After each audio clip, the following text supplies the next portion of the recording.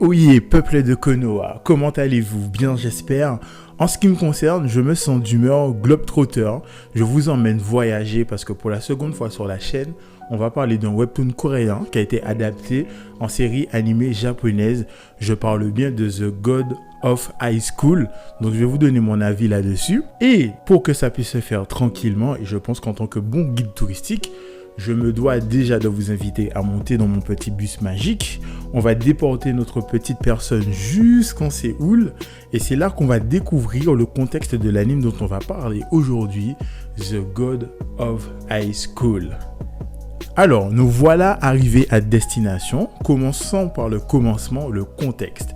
Donc, on va suivre trois jeunes lycéens, Jin Mori, Anne et Mira, qui veulent participer et qui participeront au GOH, The God of High School.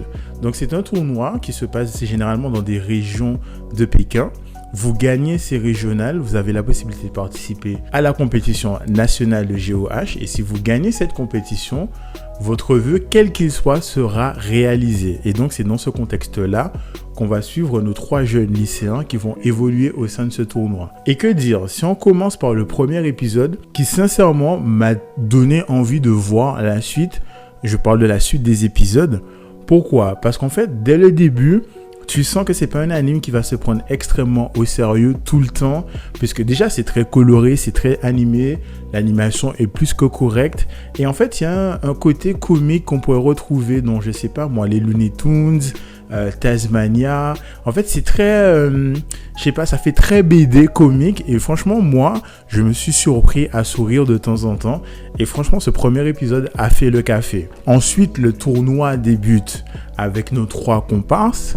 Et franchement, c'est plutôt sympathique. Je dirais que c'est un peu dommage que sur certaines scènes, certaines constructions de personnages, ça s'est fait un peu trop rapidement. Certains liens se sont tissés trop rapidement. Par exemple, Anne, Mori et Mira ne se connaissent pas avant ce tournoi et se lient d'amitié. Et littéralement, ça se fait en 5 minutes. Non pas que ce soit gênant, mais du coup, leur amitié paraît un peu factice, un peu platonique à mes yeux, parce qu'en fait, ce lien amical s'est tissé un peu trop rapidement et un peu trop légèrement. Donc peut-être que dans les scans, ça se passe un peu plus longuement et donc c'est un peu plus concret. Pourquoi pas? Mais ce n'est pas franchement gênant dans le visionnage. Ce qui commence à devenir gênant, c'est quand on arrive dans le tournoi, très sympathique, les animations de combat sont plutôt stylées, on a droit à différents styles martiaux. D'ailleurs, nos trois comparses ont des styles martiaux différents. Dans le cas de Jin, ce sera le taekwondo. Dans le cas de Mira, ce sera le kendo, donc les techniques à l'épée. Et dans le cas de Anne, ce sera le karaté full contact. Donc cette diversité est très intéressante et très visuellement acceptable pour ce qui s'y passe. Cependant, on apprend très rapidement que dans ce tournoi, il y a des enjeux qu'on pourrait qualifier de politiques. Bon, c'est juste que ces enjeux, ils existent, mais on ne connaît pas leur tenant ni aboutissant, ni quelles seront les conséquences si un camp ou un autre gagne. Ensuite, on apprend que dans ce tournoi, certains lycéens ou certains participants possèdent des pouvoirs assez particuliers qui, sans vous spoil, seraient un mix entre ce qu'on pourrait trouver avec les stands dans JoJo Bizarre Adventure, mais contractuellement se passerait comme ce qu'on trouve dans Fate Stay Night.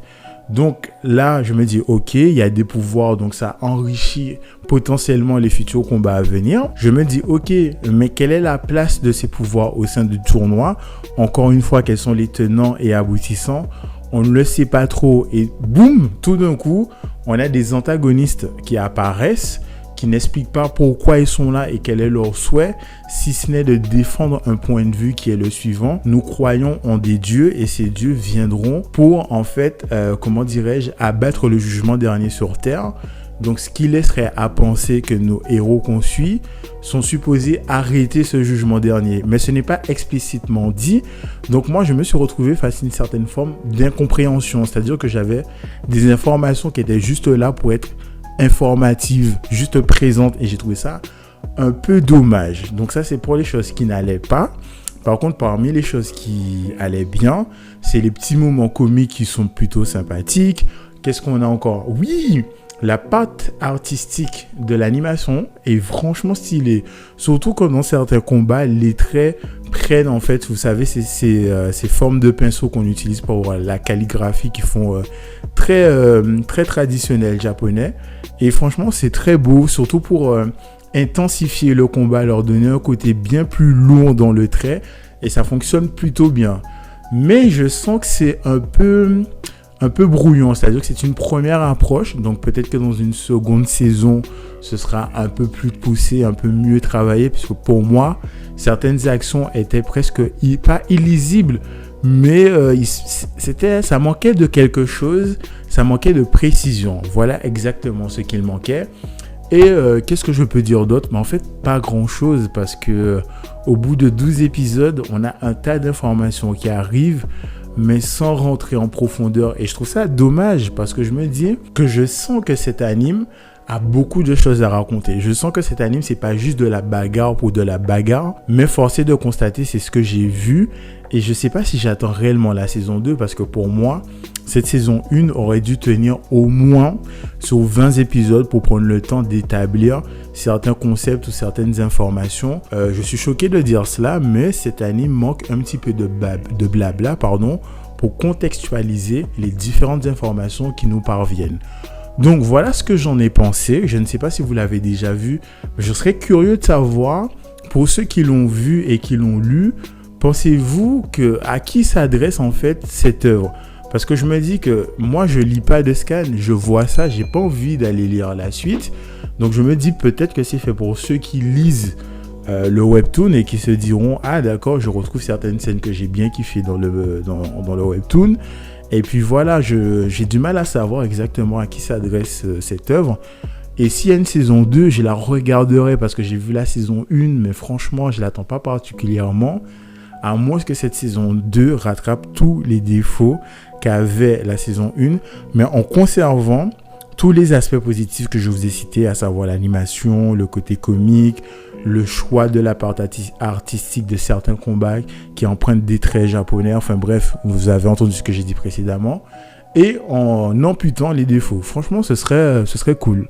Moi, pour une fois, je j'ai pas grand-chose à vous dire parce que pour moi, c'était juste un anime passable.